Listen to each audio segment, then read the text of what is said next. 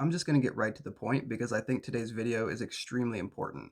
In today's video, we're going to talk about psilocybin therapy statewide in the state of Oregon.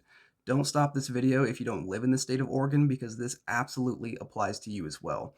This is the newest frontier in the psychedelic renaissance that, if successful, has potential to change the United States forever. So stay tuned for this video because I'm going to tell you what Initiative 34 is, why it matters, and what we can do about it.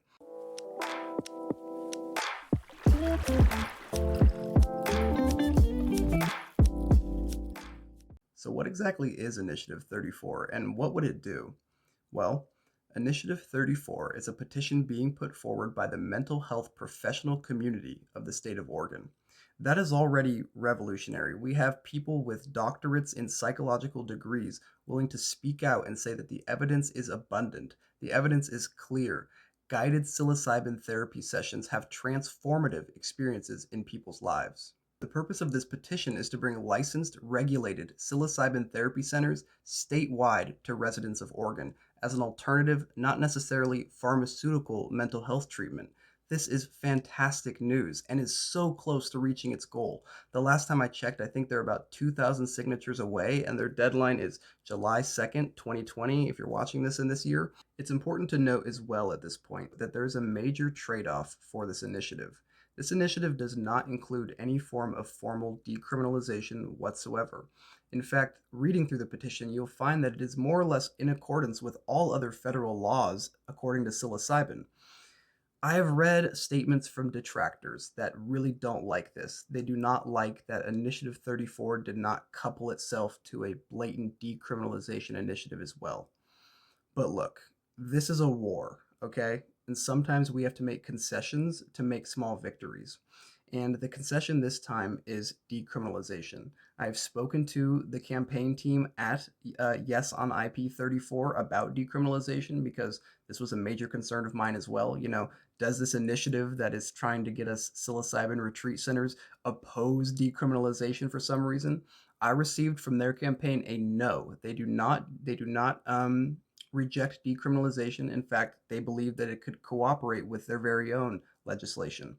Just decriminalization is great for the moral principle. It's great for the foundational ethic that we should have the right to consume these substances.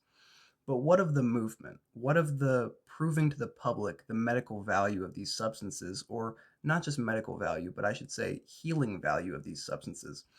Many individuals will reach that on their own. I have no doubt that if decriminalization occurred nationwide, many individuals would find access to psilocybin mushrooms and induce in themselves or with a friend a powerful transcendent experience. But a lot of people would not. A lot of people would not have the cultural preemptive understanding of what they can expect this to do.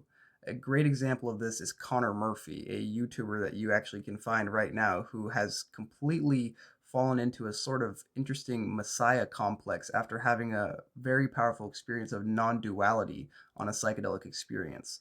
You could see in this example how this could happen to many, many others, and it's important that we know what to do with these substances when we release them to all of us. We have examples from Roland Griffith's trials and many other forms of high-level research, but we don't have the numbers. We don't have an N, you may say, a scientist may say, of, say, 100,000.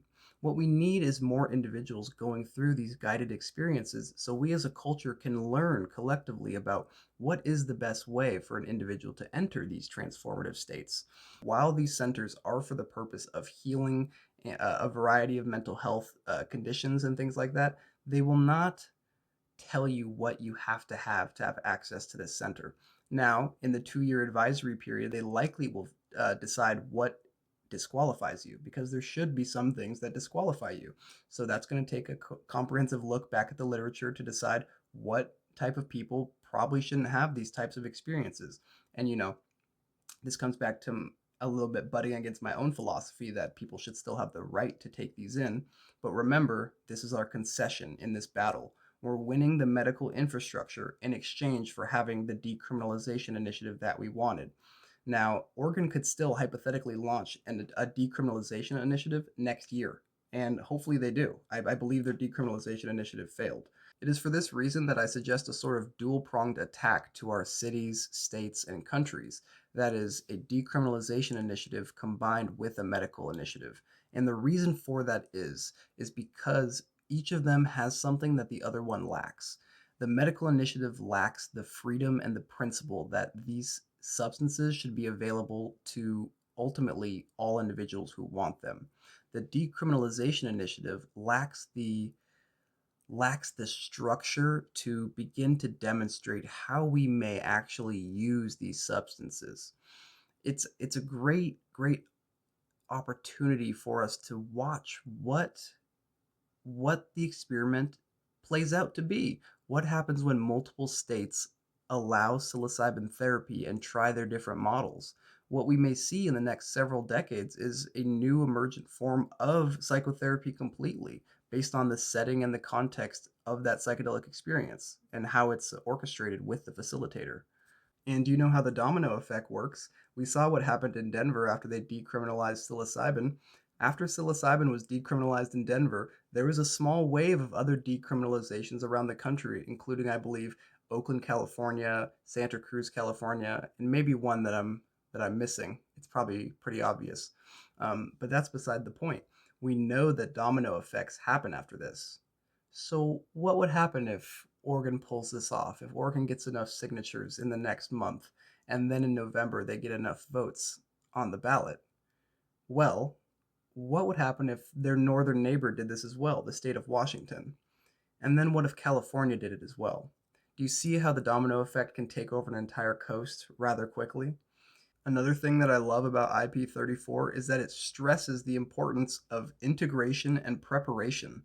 These are two elements, these are two, you may say, two sides of the psychedelic coin that everybody needs to know about. Before you go into a psychedelic experience, you need to prepare. You need to understand psychologically what you're getting into. For people who are seeking psychedelic therapy, it's very important that they're prompted with what's going to go on here, you know?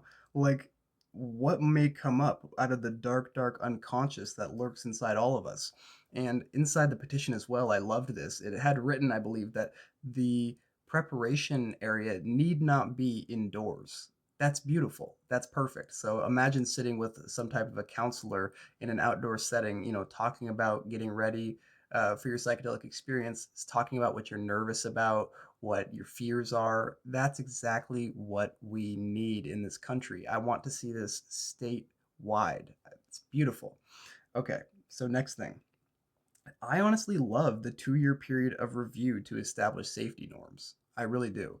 I think that we need to sit back and we need to look at the literature and we need to talk about this because it's not exactly clear how we should implement these powerful mystical experiences in our modern context. It is not clear. And we can look at models like Arcana ayahuasca retreats, and I don't actually know too many other psychedelic retreats outside of this country, but we can look at those models and we can see what are they doing that we like and what are they doing that maybe we don't like. So in this 2 year period, I'm really hoping that it's a genuine reflective process. I'm really hoping that they can sit back and they can analyze what this could look like in this state, what the future could look like if it was beautiful for psychedelics.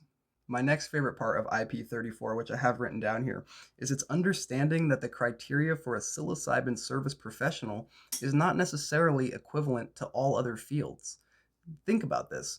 Is somebody that's going to guide you through a psychedelic experience necessarily the same person who got a 4.0 in medical school? Maybe not. Okay. So, written into Petition 34 is actually recommendations, I believe, from what will probably be the advisory board that the licenses given to individuals at these centers should be very selective. These should not be hot-headed individuals who are, or just uncaring, cold individuals. We need to bring love into this field, honestly. I mean, do you really want a man in a beige suit opening the door and saying, "Come on in, this is my capitalistic little copycat business right next door to the heartfelt one"? No, we really don't want that. We want genuine true people in this field, and that's a great way to heal, to have genuine, true people in your corner. Okay, so now I want to talk about a few things that I don't really necessarily like about the petition. Things that if I, in my perfect world, could rewrite the petition, would. And maybe it actually would make the petition fail because, I have no idea how to write a petition. But the first thing that I don't really necessarily like is that it seems by the writing of the petition that the Oregon Health Authority has the final say here.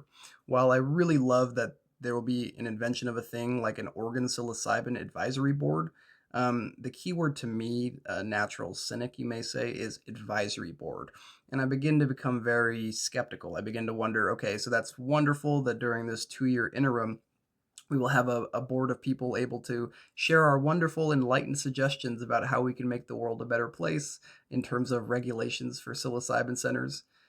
And then I wonder what exactly the Oregon Health Authority is like. I don't know anything about what their temperament is like, but I worry when I think of a state medical body that they will be much more inclined to be federally supporting. And federally supporting for us supporters of psychedelic legalization is kind of a terrifying thing. So I guess what I'm trying to get at is that I worry that the advisory board will not really have all that much power in the end, and that really will end up being the Oregon Health Authority dictating these regulations of these service centers, which, if done improperly, it seems could be nightmarish.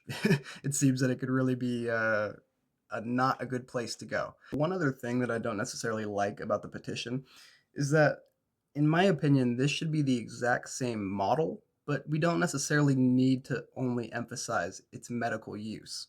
I like the little loophole that we have built into it where no specific medical diagnosis is required to access these psilocybin centers.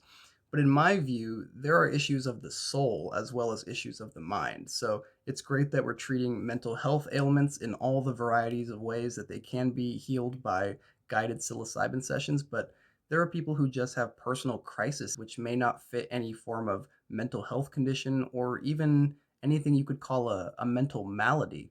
But still, there's this yearning in the soul for that which is divine, for that experience that takes you beyond yourself, that shatters the narrative that's going on in your own life. And so I would love if this could be written in a way where we just had psilocybin centers with the same concept of it being healing and therapeutic, but really this in my mind would be what recreational psilocybin looks like. It would be basically a hybrid between decriminalization and then not necessarily medical psilocybin centers where anybody who wants healing can go and get it.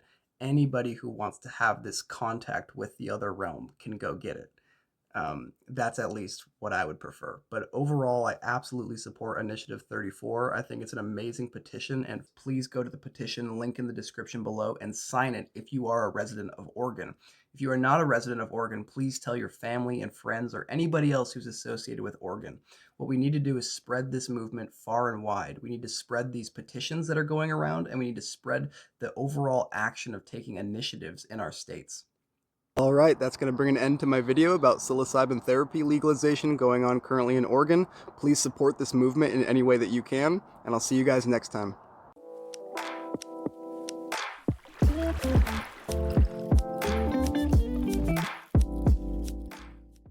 Nations have been won and lost to put their names on this list. Will you add your name to the stone of legends? And I shall read those names now. Alright, here we go. Taking a deep breath. Alfredo Garbanzo, Adam Sornat, Alex Gilbert, Alex Miser, Alpha Disconnect, Antti Mikko Makinen, Ashkor Draxon, Ben, Billy Gillis, Blue Dog Music, Caleb Talaxon, Cameron Pleward, Chicks, Choosy, Chris Chapin, Chris Liver, Connor Nelson, The Happy Hour Show, DeAndre Jamal, Daniel Shiner, or Daniel, I remember I said that wrong, I'm sorry Daniel, Danny Cameron, Dendare Lotus, Devin Hall, Dylan Brown, Eric Sear, Fishy, Jedimenos, Helvetia, Irate Llama, Jack Donahue, Jake Hall, JD Beats, Jeremy Schroeder, Jeremy Sorrell, Josh Farrell, Justin Boudreau, Corenda, Kelvin, King Ragnar, Lassie, Leron, Cheshire, Shay, Chandy, Big Breath, Lithium Blodwin, Louis Le Louis, Lucky, Lynn Norton, Mate Orr, Mia Valentine, Miguel Navarro, Mike King, Mohiaden Chake, Morty, Nightslayer Bot, Ower McLeod, Ovenwant Kenobi, Pineapple Dan, Professor, Quentin's, I don't think I can say that on YouTube, Rainbow, Rakaya Benoit, Robbie, Royan, Ryan Allen, Sarah Chapagain, Sebastian Reisinger, Secular Shaman, Sierra Butler, Sir Pugsley, Serena Sedigi, Sponebeer, Steven, Surfs Up Tom, Tatum Scott, The Gaming Guy, 3-Pounder, Toxic Player, Tyler, Voyager, Zachary Daniel, Zebediah, Connor McGregor, Cub, Fenn, Christopher Boyce Jr., James Campbell, Huea, and Shooting Star. I want to thank each and every one of you so much. You are the backbone of this channel.